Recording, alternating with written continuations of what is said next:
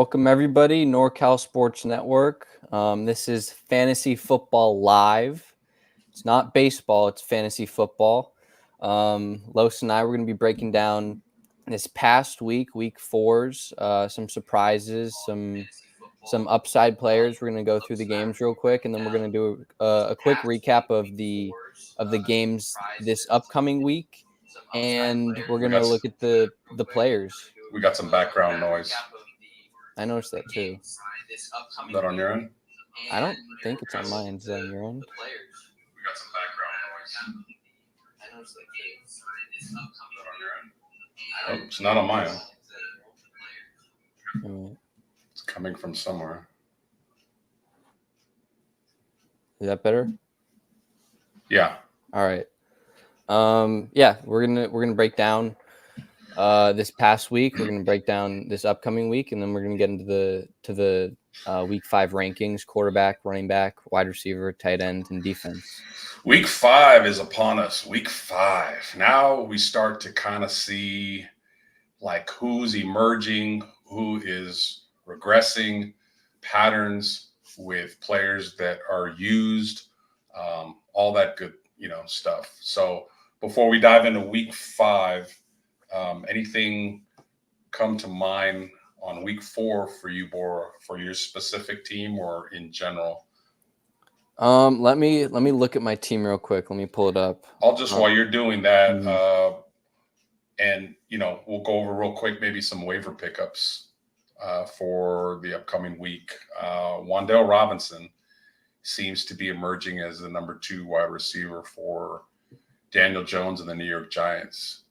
Not a great offense, but as I've said many times on this show, sometimes you don't need to have like a great offense to have a viable fantasy player, because if you have a team that's not very good, they have to throw playing from behind. So, some of your best stats on fantasy are when your team gets behind and they just got to throw every single down and you're just getting points after points after points. So Wan'Dale Robinson seems to be a guy that, Neighbors is the number 1 clearly and is a dominant wide receiver, but, Robinson is a nice alternative, and he's put up 13 plus points in 2 straight weeks. So if he's out there on the waiver wire, might not be a bad pickup for you guys looking for one. And the other one is a guy that I picked up last week, which is Xavier Legette. I just picked him up this week. Nice. Mm-hmm. So he's a mini Debo. I'm a drafty junkie. So when it gets to the NFL draft, I'm looking at all these players that I want the Niners to get, and they never get them, hardly ever. Legette was a guy that I wanted. So when they drafted Ricky Pearsall, I was like, oh man, if you were going to go receiver, why didn't you go Legette? This guy is a little bigger than Debo and plays like him. He will rush the ball and get jet sweeps and even a few carries in the backfield. He's just a big body. He's a yards after catch guy, and he's now the number 2 receiver with Thielen down. He's going to be out for 4 weeks and maybe longer with a hamstring injury. So he's the number 2 guy. Andy Dalton has kind of settled down the quarterback spot at Carolina, and he's getting the ball to his playmakers. So Legette, again, is not going to be a guy maybe that's going to go crazy, but he's going to be that guy that I said is very important for your team, a guy that consistently will get you that 6 to 12 points that you need. He will not get you a 0. He's going to be targeted. So what do you got? Yeah, I mean, I picked up Xavier Legette this past week. This past week, though, I had a horrible week. I scored 96 points and still managed to win. So it was kind of a miracle. Bijan Robinson didn't do anything for me. Amari Cooper didn't do anything for me. Caleb Williams didn't do anything for me. A lot of duds. But that's fantasy football. A lot of fantasy football is luck. Fantasy baseball and fantasy football are 2 different things. And just a confirmation on that very comment about how fantasy football is luck is I have Kyler Murray and I have Jordan Love. Kyler Murray was going up against one of the weaker defenses in football in the Washington Commanders last week.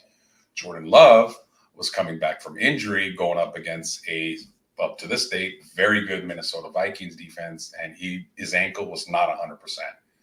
Naturally, I started Kyler Murray, and naturally, he didn't do anything. He ran one time for 3 yards. It's like, dude, are you Jimmy Garoppolo? You're not a pocket quarterback. Run. And there was opportunities from the run. It's driving me crazy. It's like, step up, take that 8 to 10 yards that's being given to you. So you can have all the analytics and all the data, and this is a bad defense, and this other guy's going up against a good defense, and it doesn't matter. It doesn't matter. Fantasy football is 30 to 40% luck, and the rest of it may be a little bit of skill. I mean, you got to kind of know what you're doing on matchups, but yeah, sometimes it just does not work out. I have a trade offered to me that I want to run by Ebora and whoever else may be here in the chat.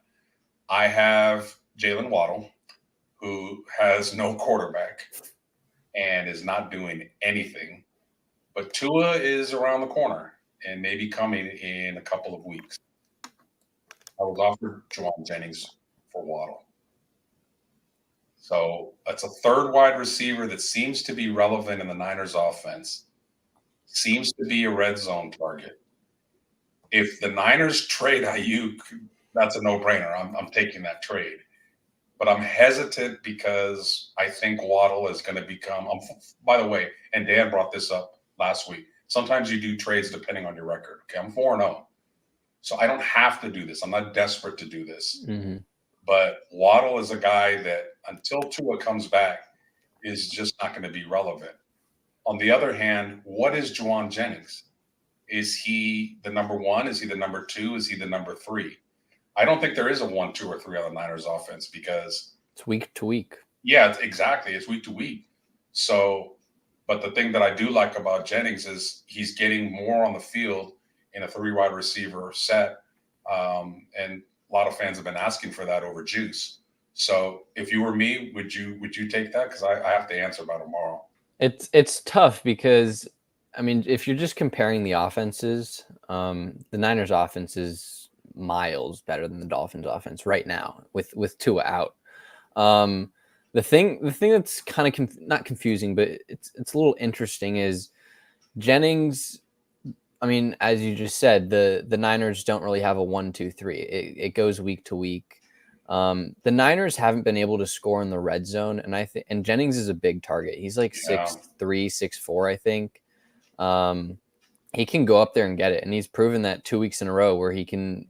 I mean, he mossed that one guy against the Rams, and Purdy hit him on a streak for like 50, 55 yards. And he made a great catch. So it's a little tough, but I mean, if I were you sitting at 4-0, and because I do think Tua is going to come back, I don't think he's just going to randomly decide to retire. I think there's a good possibility that Tua comes back. So if I were you, I would keep Waddle just because with Tua, Waddle is very valuable. Stash him until Tua comes back. I think so. Yeah, because I mean, I've been able to win with Brian Thomas, Jacksonville, who's been doing well for me. Mm-hmm. Mike Evans has kind of been up and down. Tank Dell is hurt. And then I picked up Leggett, who was solid. I got great performances from 3 wide receivers to pull out last week's win. So, yeah, that's what I'm kind of leaning towards. Like, there's no desperation. It's tempting to get Jennings right now, but I think I'm going to stay with Waddle and just wait till Tua comes back because with that offense. I mean, Tua's not terrible. Mark Graves, he's I wouldn't say a top 10 quarterback for fantasy purposes.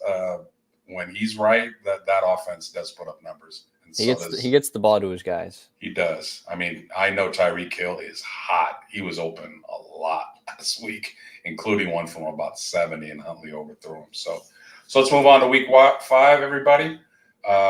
Let's take a look at the schedule here, and a little bit of fewer games this week as we have about 4 or 5 teams on byes. So let's see. Off this first screen, I always look for the high scoring game. None of these games look to be high scoring to me. I kind of like the Bucks Falcons game tomorrow night's game is the highest scoring game. Yeah, I mean, both teams have offensive weapons. On the Bucks, you got Rashad White, you got Bucky Irving, who's starting to get in the mix a little more, and you have Mike Evans and Chris Godwin. We know who those guys are, and Baker Mayfield's been shutting a lot of people up. He's been dealing over there. for the past year and a half. And then on the Falcons, you have Kirk Cousins, who's a proven vet. We know who Kirk Cousins is. Then you have Bijan. You have Kyle Pitts, who hasn't been doing anything. You have Drake London, Darnell Mooney, who's actually been getting some run. I mean, both these teams have pretty good offensive weapons. The Falcons, I think, have a little better of a defense than the Buccaneers do. But, I mean, nothing really stands out in this slate, really. Jets, Vikings, I don't expect that to be such a high-scoring game. Panthers, Bears. That I could actually see that as a high-scoring game. Even on the Bears defense, huh? I could see that just because I can see the Bears getting out in front to a lead, and then they're just playing prevent defense against Andy Dalton, who's proven he knows how to throw a football. He's a decent quarterback. He can get the ball to his guys. But I mean, Browns, Commanders doesn't excite me. Dolphins, Patriots, that might be the lowest scoring. That might be the lowest scoring. If you have those defenses, make sure you start them. Mm-hmm. Yeah, the Panthers, Bears, I'm debating whether to start Leggett or not.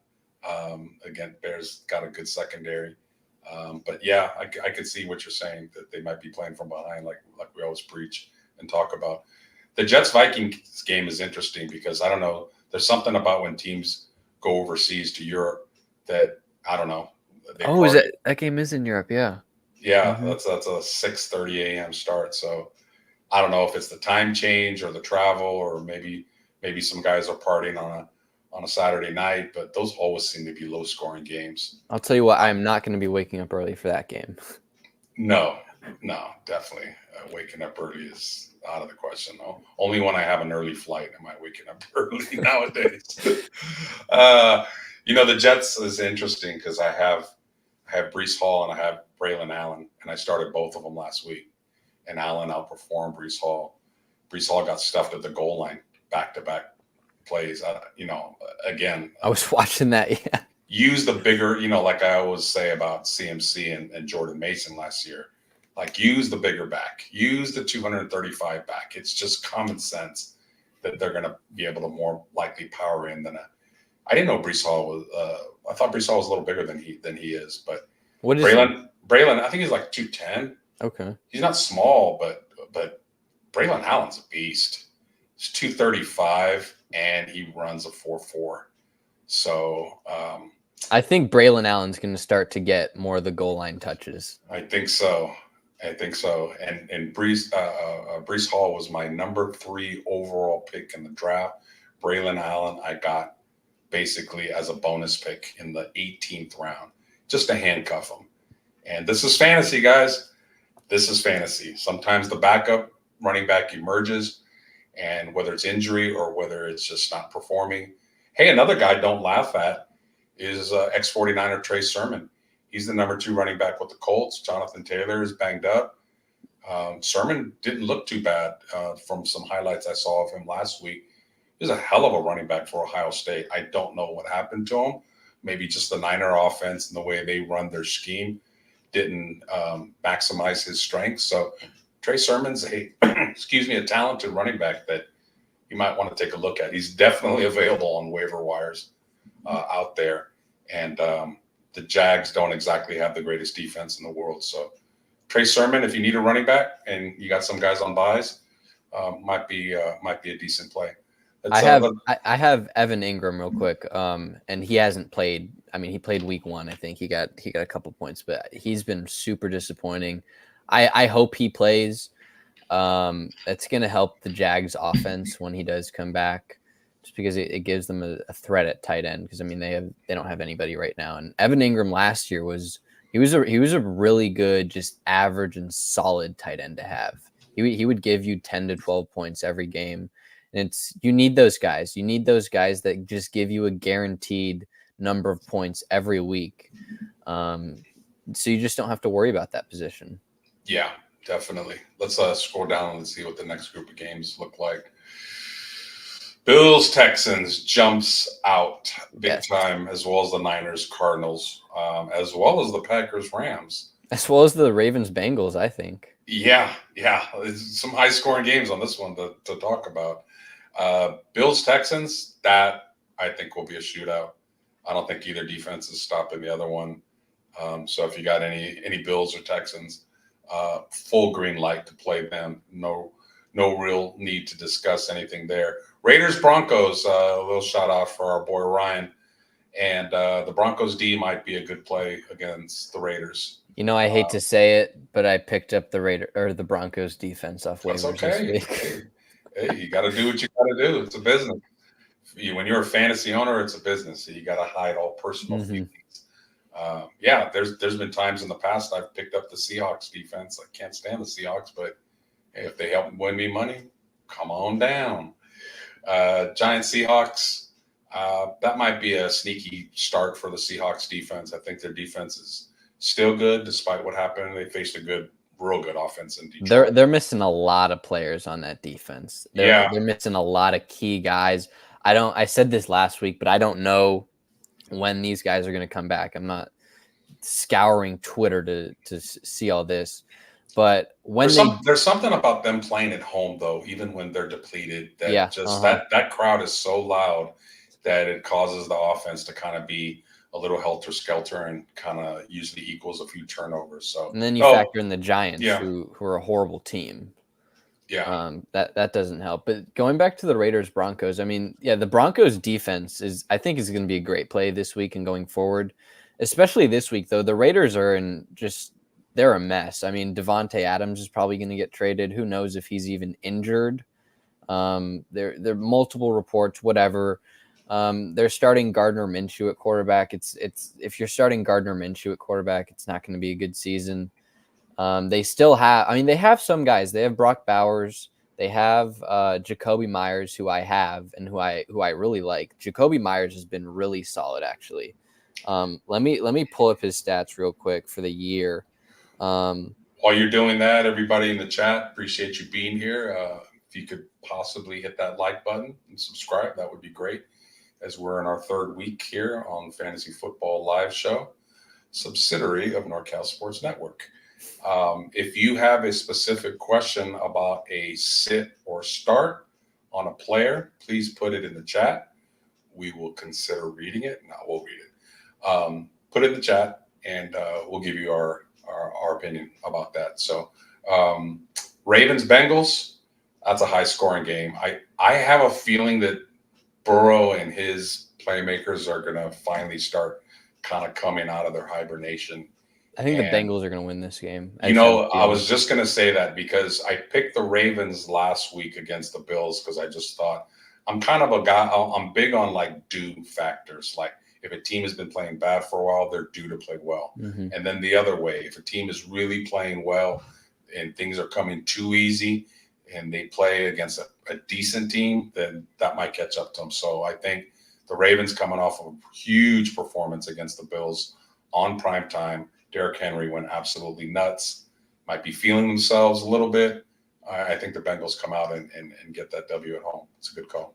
Mm-hmm. Going back to my Jacoby Myers, he 10 points in week 1, 7 points in week 2. There's a little bit of drop off. Then 21 points in week 3 and 10 points in week 4. In the last 2 weeks, he's got 19 targets combined. So with Devontae Adams, it's kind of obvious that he's their number one receiver. And kind of their number one receiving threat along with Brock Bowers. So I like Jacoby Myers if he's still available. I don't know why he would be available, but if he's still available, I would pick him up. Yeah. The Niners-Cardinals game, I think both running backs and both running games are going to do well.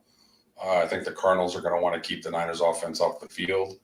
I don't know if Trey McBride is going to play tight end for the Cardinals. If he does, then that might open up Kyler a little bit more. Last week, looks like he only really had Marvin Harrison Jr. Mike Wilson is kind of up and down. He's kind of inconsistent. So, again, Kyler, very weird for him to rush one time for 3 yards.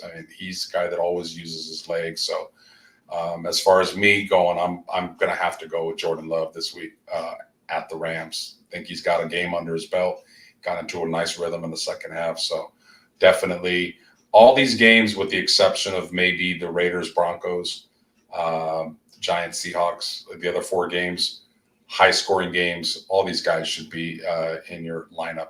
Another possible guy Boro, tell me what you think, to pick up on waivers is his last name is Wicks, the wide receiver for Dontavious Wicks. Dontavious. Sorry, thank you. I couldn't remember his first name. Mm-hmm. Wicks from the Packers. Christian Watson is hurt again. No surprise there. No surprise there at all. So Wicks is a guy that, with the Packers wide receiver, and that's why I drafted Love, because it's like, well, who's going to be the number one for the Packers? Who's going to be number two? Who's going to get all the stats? I don't care. I have the quarterback, so I don't care who they throw to. I get the points from any of them that they catch. But Wicks is a guy that is pretty explosive, and with Christian Watson being eliminated, he moves up in the pecking order. Had a great game last week. You know how that goes, but the Rams do not have a good defense. It's indoors and in the dome. That should be a high-scoring game, especially for the Green Bay side. So, anything else stand out for you from these games? Not too much. I mean, just Dontavious Wicks had 13 targets last game. It's a lot. It's a lot. Jacob Ander makes a comment. Jacoby Myers' bad start this week. I do agree with that. He's going against Patrick Surtain, and I don't think it's going to be a super high-scoring game. I mean, Broncos' defense is really good, and their offense is not good. Both offenses are kind of bad. So, I mean, it's not like the Raiders are going to be playing from behind, and the Broncos are just going to be playing prevent defense. I think it's going to be a pretty close game, pretty close low-scoring game. But in the future, Jacoby Myers, for starting in the future and everything, I think he's a good get. The 49ers-Cardinals game could be a little interesting, and I think it could be a high-scoring game. Yeah. Just because, I mean, you mentioned it earlier, you had Kyler Murray, and he did nothing. That Cardinals offense put up a dud against a bad Commanders defense. They put up 14 points, I think. Right. So the Cardinals are a little due. They have a good offense. I mean, they have James Conner. They have Kyler Murray. They have Trey McBride if he plays. They have Marvin Harrison Jr. They have some weapons on offense. And Kyler Murray and James Conner especially, I think if they can get the read option going against the Niners wide 9, that always kind of seems to work. That's one of the holes in the Niners defense. It has been for the past, 5 years. They haven't really been able to stop the read option and the mobile quarterback at all. So if Kyler Murray can tap into his mobility and elusiveness and everything, the Cardinals could score. Yeah, the Niners defense, let's face it, they faced a horrible offense last week. Yeah.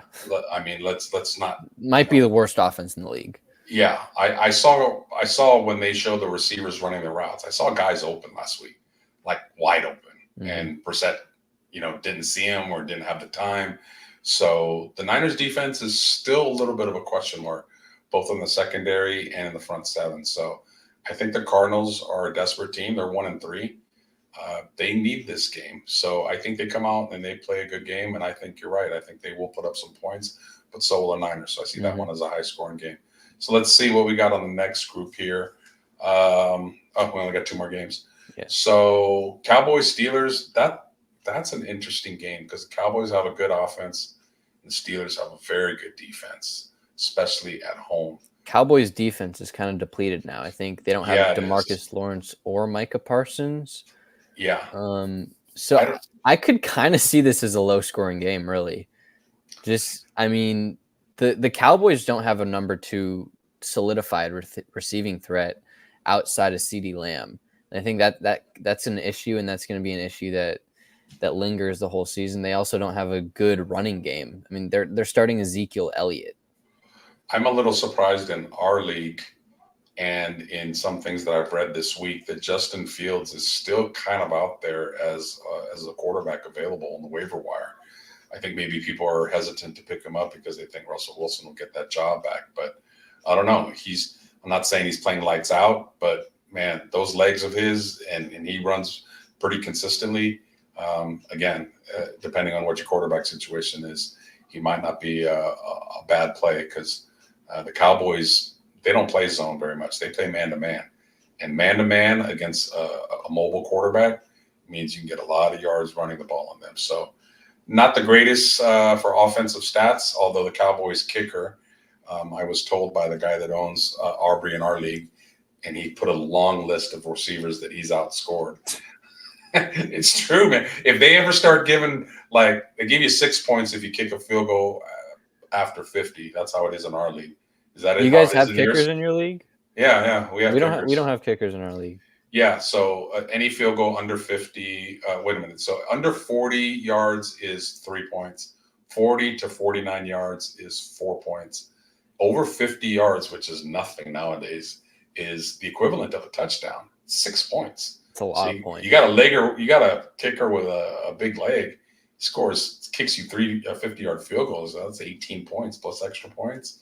So yeah, Aubrey's a beast. He's a beast. Saints, Chiefs, man. Chiefs don't have a lot of offensive talent right now, but Mahomes will find a way. Whoever, Justin Watson or who else is left out there? Noah Gray. God, he'll probably have a good game. Mm-hmm. It's Monday night. Andy Reid will scheme them open. Is Kareem Hunt the main back there right now, would you think? Or I think he is. I think towards the end of the Chargers games, he was getting the majority of the carries. So I think Kareem Hunt is the starting running back there. Yeah. Okay, so that does it on the matchups and the games. We have a good idea about which games are going to be high-scoring games to plug and play. Pretty simple. So let's go to our quarterback rankings and see what we got. Jordan Love, they have a question mark by still. Okay, interesting. Is that because of his ankle injury? Probably. Yeah, I'd assume so. Yeah, Anthony Richardson, same thing. He might be out. I don't like Anthony Richardson at 10. No. He had fantasy wise, he had a good week 1, but I mean he is super raw and he is just super inaccurate. And I'm assuming and I'm expecting his running load to go down a little bit because he's gotten injured. I mean, last year that he got injured running the football. This past week he got injured running the football. I think he injured his hip running the football. They need to find a way to protect him and make him kind of throw the ball and throw from the pocket and develop as an actual quarterback. So I don't know if I like Anthony Richardson at 10. I'll tell you a sneaky strategy play is if you need a defense because whatever waivers or your defense is going up against an elite offense one week, find out who Indianapolis is playing because Anthony Richardson is not accurate. He might be good for 1 to 3 picks and one of them might go back to the house. He's very indecisive, like Boris said. He's very raw. Yes, he's big and yes, he can run. But until he gets that basic fundamental quarterback of being able to throw the ball accurately, he's kind of a liability. So you see Indianapolis on the schedule, whoever the defense is that they're playing, might be a sneaky pickup for that week. Anything stand out? Look at who's number 5, Bora. Mm-hmm. Wow, that's the highest I've seen him in fantasy rankings. The Niners are throwing the ball a lot, and they're starting to throw deep and airing it out. Purdy is kind of proven to everybody that he can make that throw. Love it. I love it too. And I mean, I picked up Purdy in my draft. I think last year he wasn't a great fantasy football quarterback. He was kind of average. This year, I think I don't know what he's ranked right now, but if the Niners continue to throw the ball at the rate they're throwing the ball, I have complete confidence that he's going to keep on climbing the ladder and consistently stick in that top 5. Look at the number 2 quarterback, the rookie. That's your guy. Rookie. Yeah, I love Daniels coming out of college. I liked him more than Caleb, and we'll see. Sometimes guys get off to a slow start and then they come on late, and sometimes people are a flash and do great and then come back down to earth. But he's got all the tools, man. He's got all the tools to be a really, really good quarterback in this league. So, wow, he's at number 2, and he is not facing a bad defense. Cleveland has a good defense, and he's still ranked 2. That's a little. So, I mean, I love Daniels, but I don't know if I'd put him over Josh Allen going up against Houston. Yes. I mean, let's slow the hype. Daniels should probably be somewhere around 5 or 6. I mean, look at 6, Justin Fields. Justin Fields should not be 6. No. Like, this rankings is not making us look very good because we're having to go around it and question it for sure. CJ Stroud against Buffalo probably I like him a should little be higher. higher than Dak Prescott against Pittsburgh at Pittsburgh. Yeah. I mean, sometimes guys, you need to like do your own homework. I think what a lot of people in fantasy do is I don't know why they'll just kind of look. They'll go to different sites and they'll go to a site like this and they'll have two quarterbacks and they'll just pick the one that's higher ranked. Don't go off of these experts because these particular experts are not right. Jaden Daniels at 2 is a little high over Josh Allen.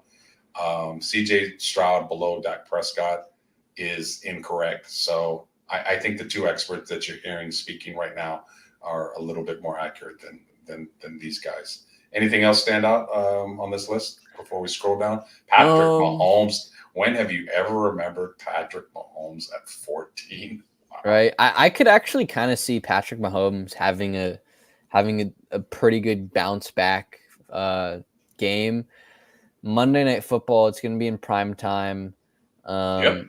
I mean, there a lot of people are. I mean, the Chiefs are 4-0, but a lot of people are kind of like, "What's going on with Patrick Mahomes?" I think he's top 5 in interceptions. I think he's thrown a lot of interceptions. That offense isn't great. It's still a really good offense, but it's not the Chiefs. It's not to Patrick Mahomes standards.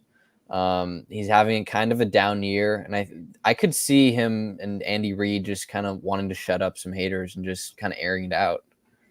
Yeah, I could see some trick plays in that game. I could see a flea flicker, and Mahomes is just going to make average players look good because he can make every throw. He's probably going to run for some yards. Boris said it. It's a primetime game. I'm always about when guys know that the rest of the league is watching them. They strap it on a little bit tighter and want to do a little bit better for their peers. Let's scroll it down and see what we got in the sleepers group. Aaron Rodgers has a questionable mark. I didn't know he was banged up. Wow, Trevor Lawrence. That's not a good defense on Indy, and he's still at 18. I kind of like Caleb Williams at 20. Now, I might be a little biased because he's on my team. Just a little. Just a little. Like but, if you've tuned into all 3 weeks, I think in every segment you hear the following from Bora. I kind of like Caleb Williams, and it doesn't have anything to do with being biased. Yeah, right. But I mean, just he's looked better and better and better each week he's played. He's not going to be a bust. I think he's going to be really good eventually in the league. It's just I think a lot of people thought he'd come right into the league and just light it up on fire. It's going to take a little time. He still needs some development, but I mean, they're playing the Panthers. The Panthers aren't good. I know their defense is decent, but I mean, the Bears should win this game, and I could see Caleb Williams having a decent game. Do you think Drake May will ever amount to anything with New England? Did you like him coming out of college, skill set? I didn't watch enough of him to kind of make an opinion, so I'm not going to say anything. But what I will say about that Patriots offense is it's horrible, and they don't have a lot of weapons. So I can kind of see, I can see where the Patriots are at. Like they just want to develop him a little bit more. They don't want to just put him out there with nobodies and kind of just see what he can do.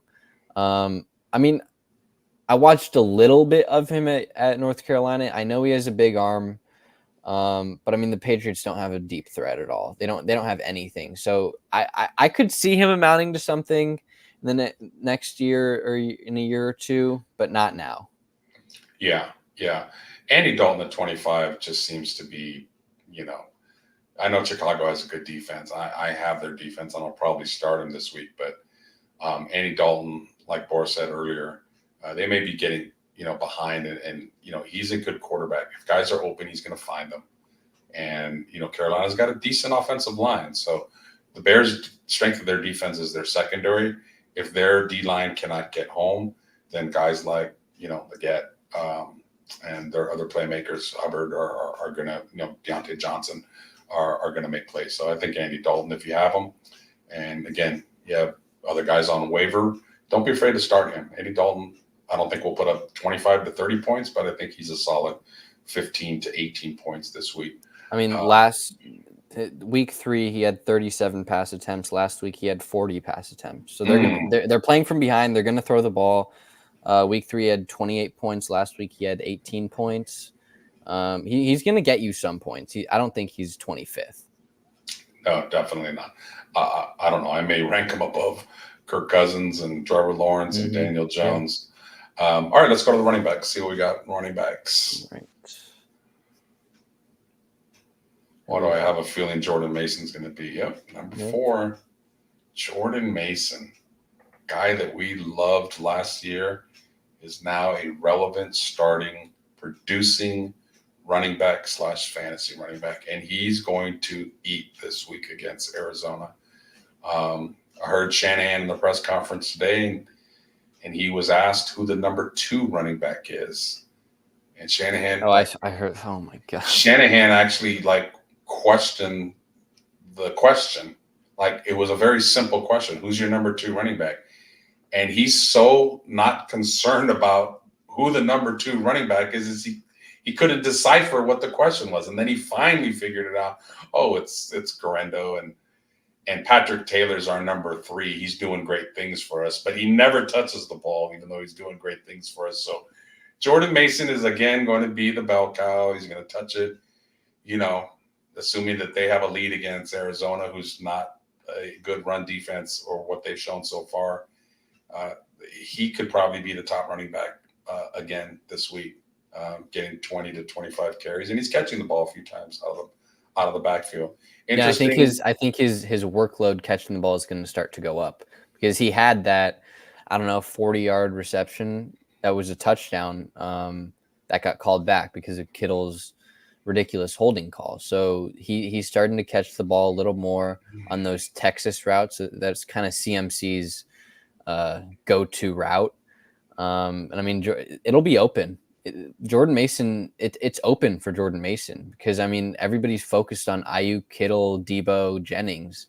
Now that Jennings has emerged, the underneath stuff is going to be open. Yeah, senior softball, what's going on? In answer to your question, I think Chuba does keep it rolling this week. I think the Bears, as I mentioned, they're a good defense, but if their secondary, which I've mentioned, is their strength, I think they're going to be blanketing the wide receivers, and that means that Dalton's going to have a lot of drop-offs to Schubert. So I think Chuba gets some yards on the receiving end to balance out. He might not get that much running the ball because that's a tough front 7, but I think he gets 4 or 6 catches and maybe gets a 1 or 2 touchdowns. So yeah, keep rolling with him. What a horrible contract Miles Sanders was. Oh, God. And we all saw that coming. Miles Sanders, DeAndre Swift. I know DeAndre Swift had a good game last week, but just running the ball, that was all the Eagles' offensive line. It was pretty predictable. Just a poor job by ownership and GMs not understanding that the system made the player, and paying when you had somebody right there on your roster that just wasn't given a chance. And he's outperforming him by a lot. Interesting that Jonathan Taylor's number 1. I was just about to say that. Yeah, definitely questionable. I just mentioned Trey Sermon might be the back to get. I don't think he's going to play. From what I read today, he's more than questionable. He's more in the doubtful category. So, again, this ranking is what we're using, but we're definitely disagreeing with a lot of the choices here. I don't really like Alvin Kamara at 3 either. The Kansas City Chiefs have been pretty good at stopping the run and against running backs. Kamara's a great receiving back, so that's probably where his value is most.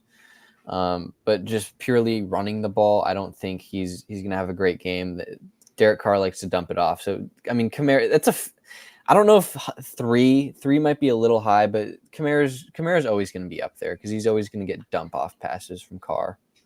Going into the season, there was so much coming out of LA about Kyron Williams and Blake Corum were going to split carries. Corum was a stud at Michigan, a guy that is built like a prototypical running back, short, stocky, great vision. There's a lot of conversation about him being exactly like Shanahan as far as being stubborn and not splitting carries. They're giving Kyron Williams all the carries. So from a fantasy point of view, I mean, if you're an owner of Kyron Williams, if you're an owner of Jordan Mason, you love it. You don't want your running back coming off the field, but Kyron Williams should have a big game against Green Bay, no doubt. I don't know what's going on with Bijan and that Tampa or that Atlanta offense. I mean, last week, I don't know the exact stats, but they were kind of splitting carries between Bijan and Algier, which is going back to Arthur Smith last year. Bijan is supposed to kind of be the focal point of the offense. He was my number one pick. He was my first round pick 2 years in a row. He's kind of been letting me down 2 years in a row. I'd like to see him like kind of. I don't know if it's him or the offense, but I'd like to see him being used a little more. Yeah, definitely. Brees Hall, as mentioned before, is struggling a little bit, so he's dropped all the way down to 7. Or just talked about Atlanta and Bijan. Derrick Henry is probably going to continue rolling and have a good game. Devon A-Chain's kind of interesting. Like you would think with all the running backs being kind of banged up and him getting most of the touches, he's not really broken out. The teams are focused on him without them having a real quarterback and a threat of a passing game. Teams are focused on him, and he's not able to get, much past 4 or 5 yards every carry. I'd like to see them get them the ball on screens and maybe as a receiver downfield and open field, but so far he's been a little disappointing as a fantasy player. Going a little off topic from fantasy football, but Mike McDaniel and Tua kind of remind me of Kyle Shanahan and Jimmy Garoppolo. There was this stat where outside of another quarterback outside of Tua and Mike McDaniel has this horrible record. That was the same thing with Kyle Shanahan and Jimmy Garoppolo, and it made people think that Jimmy Garoppolo was such a good quarterback, when in reality there was just no one behind him. Such a stupid interpretation. Exactly. Like, there's nobody behind them, so you're comparing them to and making them look out much better than they need to be. Can we highlight Lucas Quack? Is it Quack? Mm-hmm. Lucas Quack. Interesting. All right. So what do we got here? 12-man PPR. Want to trade Jordan Mason and Terry McLaurin for a stud wide receiver, running back. Already have Amon-Ra, Nico Collins, Kamara, and King Henry.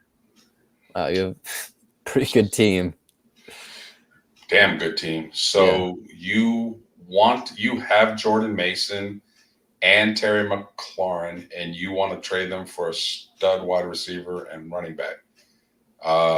Jordan Mason's kind of already a stud running back. I was just going to say, Lucas, Mason is a stud running back, and McLaurin, with the way McDaniels is playing, is a stud. So you're looking for something that you already have, if I'm reading that right. So I'm going to assume you have a pretty good record just based on your team. I would just hold on to them. If I were you, I would pick up, if you keep Mason long term, if I were you, I would, again, depending on how your roster looks and if you have somebody that is expendable that you can drop, I would look into picking Patrick Taylor up. I think if Mason goes down and they're using him a lot, let's hope not, because the Niners might be in trouble if they do. I think Kyle will go to Patrick Taylor and not go to Garendo. Garendo's kind of not shown the vision or change of ability to change direction. He looks stiff. He looks like a guy that has just straight line speed. Yep. Like you put his hand in the dirt and you run him at the combine, a 40-yard dash. Fantastic. There's more to football than that. Man, I'm going to keep bringing up Braylon Allen over Garendo. You should. I mean, that's just such horrible scouting. I mean, that's a Kyle pick. It's such obviously a Kyle pick. You just watch the film a little bit. Yeah, you get all excited over they're guys that are stats. They jump high, they run fast, they have a cannon arm. They're great in shorts. But you put the pads on, and they're not great football players. There's a difference.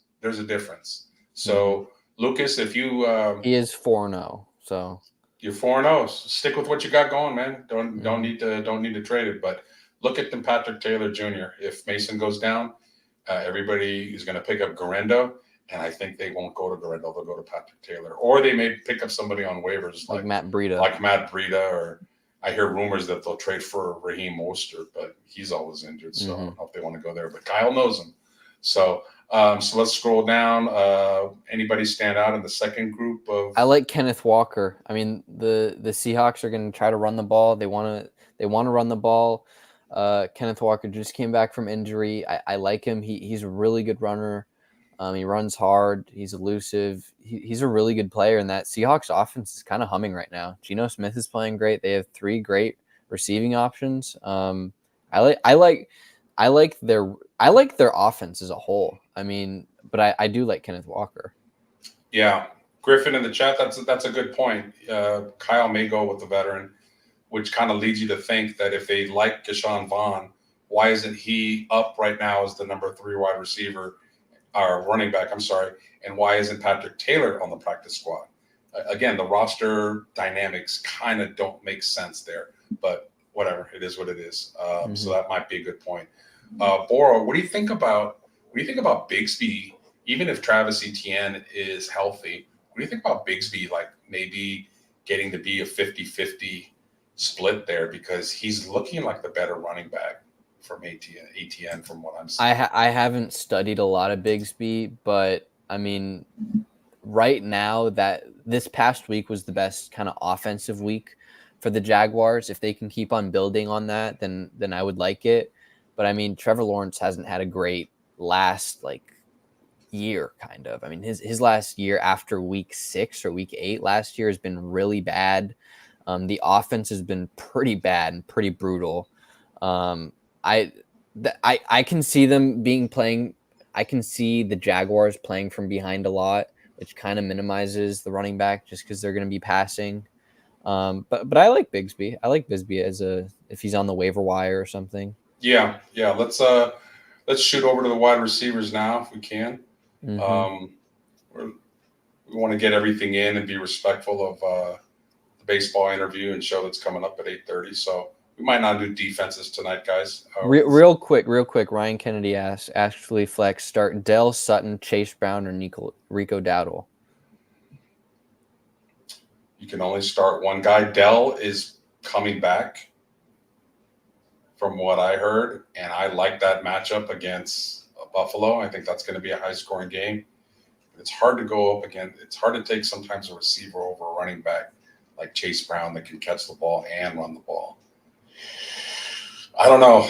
To me, Sutton is out, and I'm not a fan of Rico Dowdle, especially against Pittsburgh's defense. I think it's out of Chase Brown and Dell. What do you like? I agree. I completely agree. Yeah. Ryan Kennedy, Chase Brown, Dell. I think those are your 2 choices. I would probably lean a little bit towards Chase Brown just because he can get you yards running and passing. But Dell, I think, might have a good game. I think he's kind of due. He's the one receiver in that offense. Definitely due. And I'm a big believer, as I said a few minutes ago, of being due to have a big game. The other 2, Diggs and Nico Collins, is catching everything. Dell is, I don't know if you know this, but Tank Dell is the best friend of C.J. Stroud. So, he's in his ear saying like, "Hey man, I'm trying to get a contract. Exactly. I'm trying to get paid. Can you feed me the ball?" So Tank Dell might be the choice. And then Jeff Taylor asked, "What do I do with Mark Andrews? Dude's been a ghost." That's super tough, just because I mean he's been a great tight end for the past couple of years. Been an All-Pro. I honestly have no clue what's happened. First of all, Jeff Taylor, I love the fact that you just threw out the what the fuck. That's just absolutely outstanding. Thank you for being exuberant with that point. Mark Andrews, to me, is regressing. He's kind of similar to Travis Kelce. I think Likely's the guy in that offense as far as tight end. Mark Andrews is going to get you some points here and there. If you can trade him to some sucker in your league that thinks he's still relevant and get something back, that's the play right there. So let's go to the wide receivers. Yes. And, the top guys are the top guys. They're pretty a little surprising that Debo's up there at as high as 7, because I don't love that. I don't love that at all, because I think just as easily Juwan Jennings could be 7 and Ayuk might finally break out, although we've been saying that. I mean, like we said earlier, there's not one specified number 1. It's kind of just by committee and by whoever has a good week and whoever gets targets. I mean, Kyle Shanahan kind of he game plans for one person one week, then one person another week.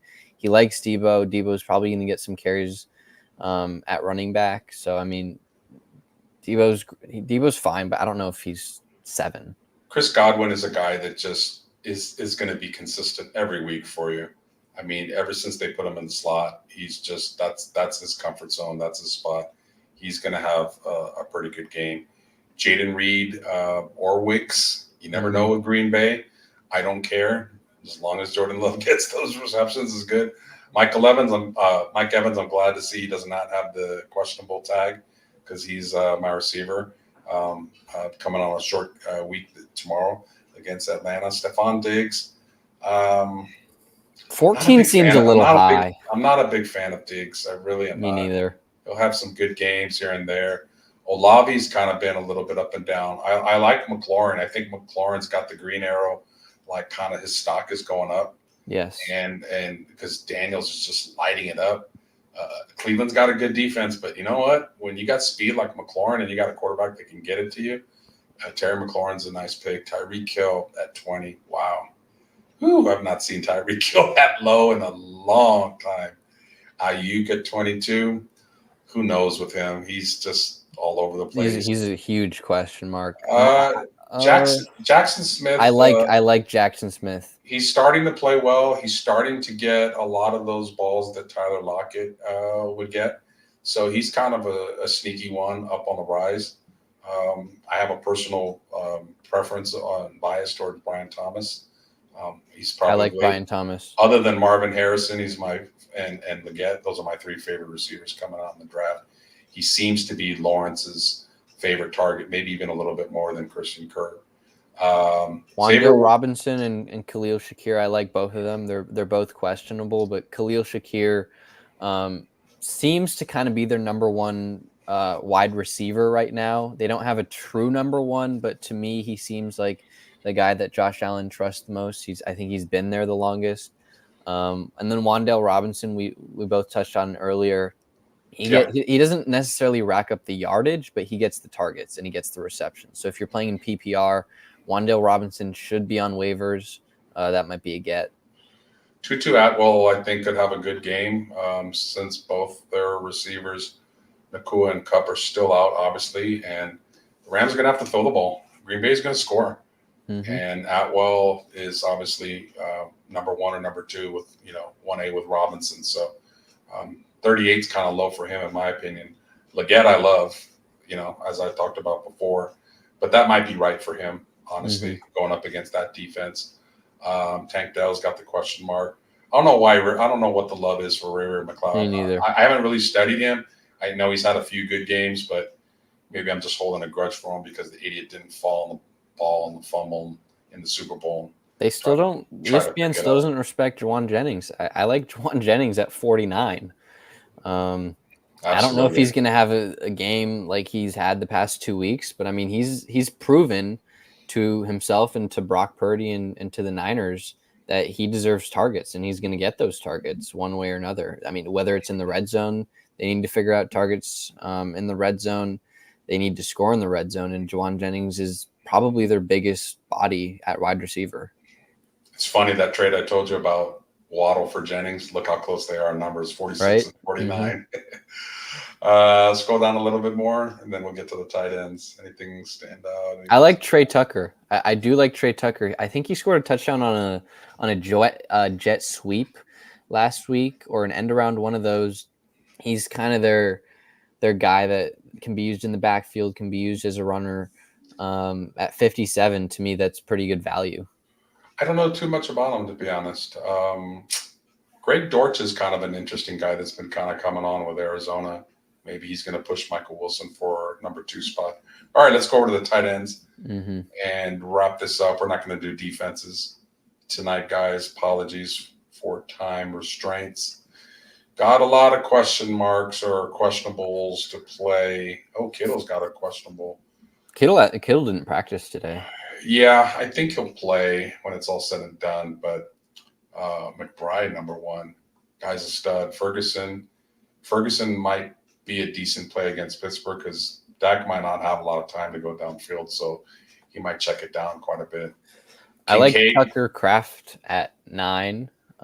He's coming on. He's coming on, and he's emerged as the Packers' number 1 tight end.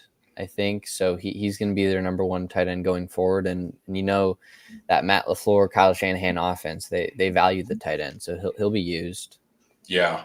Brandon Anderson asks Devin Singletary or Bucky Irving. I love Bucky Irving, man. Me too. He's coming on, and he's going to be, if not already, the primary number one back. So yeah, I like Bucky. I like Bucky Irving too. In that question, Kyle Pitts. What are your thoughts on Kyle Pitts? Is he? I have no clue, honestly. I mean, he had a good rookie year, and then the past 2 years or 3 years haven't been great at all. He's being used as a wide receiver the way I see it. I've only seen a couple clips. I haven't watched their games thoroughly, but I honestly don't know what to make of it. I mean, he's a good player, but he just hasn't really performed in the past 2-3 years. So I don't know if you can put any stock into him. He's just been pretty inconsistent. Yeah. Scroll down a little bit if you can. Taysom Hill's interesting. He's classified as a tight end, but he can throw the ball, he can carry the ball, but he hasn't really done it except for 1 week this year. So I don't know if he's exactly a pickup. The thing about fantasy is you always pick up somebody that has a big game the previous week, but if they don't have it on their resume for being consistent, don't be surprised if he lays an egg for you in the upcoming week. I did that with Hunter Henry earlier this year. Had like 9 catches for 80 yards, picked him up 1 catch for 4 yards the next day. So keep that in mind, guys, when you're looking at the waiver wire about guys that have big games. See if it's sustainable. Mm-hmm. So we're going to wrap it up on that, obviously, because Danny's got to get on his baseball show. So please, if you can do us a favor, hit the like button, hit the subscribe button. We're trying to grow this. The biggest way we can really grow this is word of mouth. If you can, let people know. Tons of people play fantasy football. There's a lot of options, a lot of channels to go and watch, but this one's a little bit more interactive with the chat, as you see. So appreciate it if you hit the like and subscribe, and let your friends, family, enemies, anybody know about us, and bring us over. We're here every Wednesday, tonight at 7:30. Next week it might be back at 8 p.m. So we're here every Wednesday night.